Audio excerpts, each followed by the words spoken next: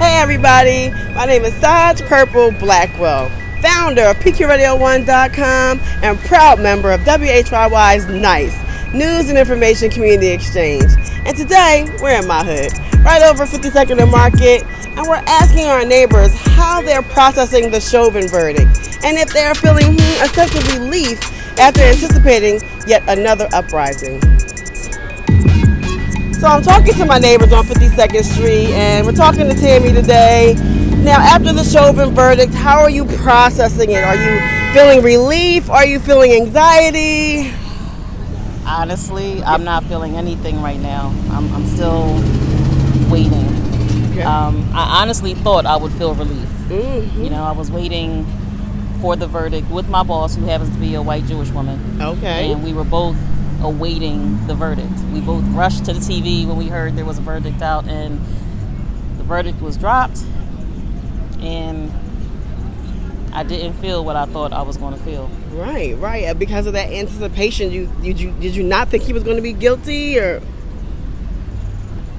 I thought he was going to be found guilty, but I also thought the reaction for me, or even the feeling for me, would be different. I thought I would feel relieved. I thought I would feel at least something positive. I actually didn't. I felt a little bit sad. And I think the reason being is because I realized finally this man is dead. Like, you heard about it, and I didn't watch the video, and I actually watched the video during the closing arguments, but okay, we got that verdict, but we still don't have him.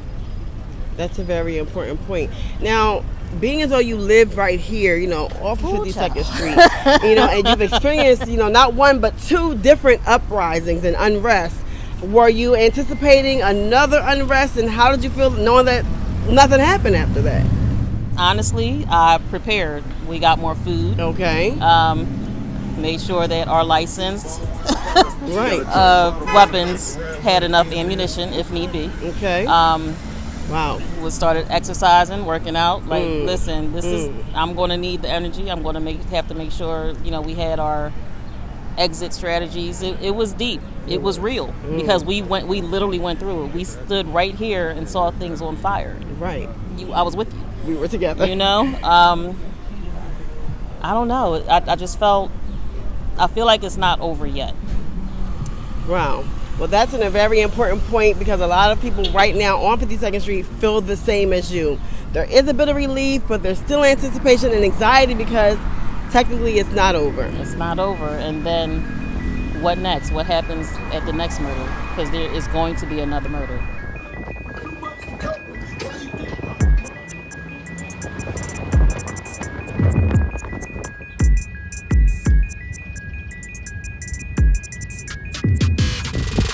Brother Walt, that the Derek Chauvin trial just wrapped up and he was found guilty on all three charges. How did you sleep last night? Any anxiety? I slept very well. I was very surprised. I felt like you could have knocked me over with a feather when they said guilty on all three charges. That was not what I expected. I expected a much more mixed reaction. Right. I was very, very, very surprised. And I think we were all really shocked and surprised that it went so quickly. And then when it did go so quickly, and actually he was found guilty, the seventh cop, in about 20 years to be convicted of anything for injustice. Does this give you hope that maybe social injustices or black people being murdered by police is going to change? Well, today my friend posted the original police report that was filed the day that it happened. Wow. And it says that a man suffered a medical incident and then died at the hospital. Wow. And that was the description of what happened to George Floyd. And I read it, and it just read like a cover-up from top to bottom. And if it wasn't for all the protests and all the people in the streets, and if it wasn't for, I'm sorry that I can't remember her name, but the wonderful girl who was 17 she was 17 years old, and she if not for her videotape, if not for the protests, the truth never would have came out. Without the protests, the police chief wouldn't have testified, the other people wouldn't have come forward. So unfortunately fortunately, unfortunately, it took a nationwide, worldwide movement in order to get to the truth of what happened. And, you know, we now know what happened, and it's settled by a jury. But if it wasn't for that video, it just would have been another day. And it never would have been solved. Another black man killed by police, right? So does that kind of mean that you're not hopeful, or what do you think? Well, I think it shouldn't take millions of people protesting to get, you know, justice in one case. The justice system is supposed to protect everyone equally. And it's supposed to punish everyone equally. Yes. If a police officer does something bad, or if a regular citizen does something bad, it's supposed to punish them equally. I guess this was a better outcome than I thought was possible. So I would say that leaves me a bit hopeful.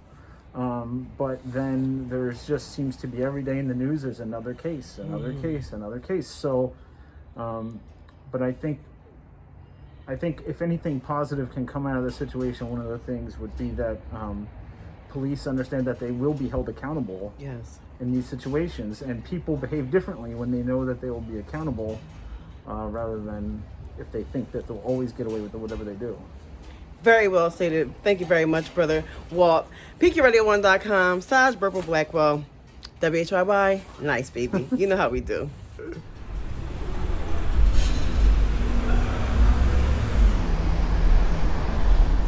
So, a day after the Derek Chauvin, George Floyd trial, you know, they finally made an announcement that he's guilty on all 3 charges. Although we still have a ways to go, how did you sleep last night? It was better. You know, it was more relief, because I feel like the family have a little bit more relief, and they also have some answers as well. We already knew he was guilty, you know, from what we've seen, but just to have some type of a verdict that helps to relieve some of that anxiety and stress and disappointment and sorrow that the family is having, that was definitely a major relief. So a little less anxiety, huh? Yeah, definitely less anxiety, you know, because I honestly thought that he was going to get off. Right. Yeah, I thought he was going to get off, because it's just like, how often does these things happen and they get off, you know? Right. So when I saw guilty, I'm just like, wow, they care, you know? So it was a blessing to see that, to see him. Hopefully he suffers in there for a long time. Absolutely. I think we're all kind of feeling the same type of energy in regards to nobody really thought he was going to be convicted. And with the fact that he is convicted, does that give you hope for maybe in future injustices by police officers, especially towards black men, being though you are a black man? Yes, for sure. It gives me some type of hope, knowing that if it can happen for this guy, it can happen for someone else. But at the same time, a life is lost, so it doesn't bring them back. So we all want justice, but we don't want to fear for our lives, and we don't want to die. You know. So it's like, does it help? Does it bring justice to have him serve a guilty verdict? Yes, but at the same time, it's what will happen to the next child if he's hurt, you know, and what we have to wait for another guilty verdict. We shouldn't have to wait for that period. It should just stop. The violence amongst cops and African Americans should just stop. Cops in the world should just stop. They're here to police the world. That's it. Police. And they were brought here actually as slave catchers, which they would technically were. But at the end of the day, we got a guilty verdict. I'm happy on that, and I'm happy his family. But we can't bring them back, and that's the main thing. We can't bring them back. So rest in peace, George Floyd, and we have a guilty verdict. Well, thank you, Brother Francisco Joseph. Yes. My name is Purple Queen, PQRadio1.com, WHYY, nice. You know how we do.